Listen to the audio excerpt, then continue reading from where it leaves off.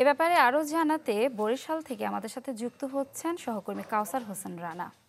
রানা, খুচরা পর্যায়ে গ্রাহকরা নতুন যে দাম সেটা পাচ্ছেন কিনা জ্বালানি তেল আমাদের জানাবেন।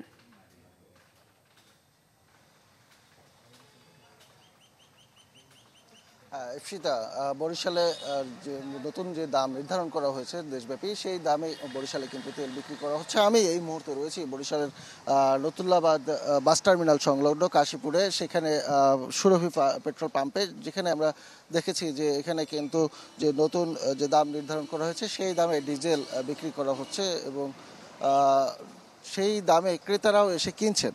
তবে ক্রেতারা যেটি জানিয়েছেন যে 2 টাকা 25 পয়সা যে মূল্য কমানো হয়েছে, এই মূল্য কমানোতে আসলে তারা খুব একটা লাভবান হবেন না। বিশেষ করে বড় যে পণ্যবাহী যানবাহনগুলো রয়েছে বা বাস যেগুলো রয়েছে, সেগুলোতে এর প্রভাবে যে ভাড়া কমার যে বিষয়টি রয়েছে সেইখানে খুব একটা প্রভাব পড়বে না।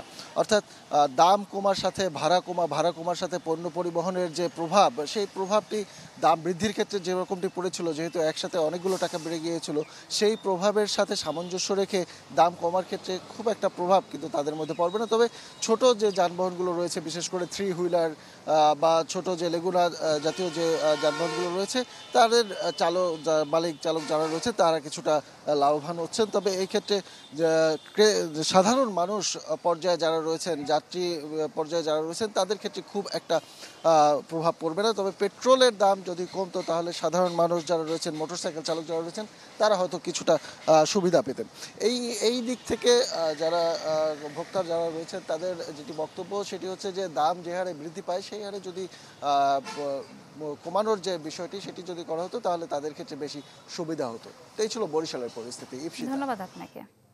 দর্শক, বরিশাল থেকে আমাদের সাথে যুক্ত ছিলেন সহকর্মী কাউসার হোসেন রানা।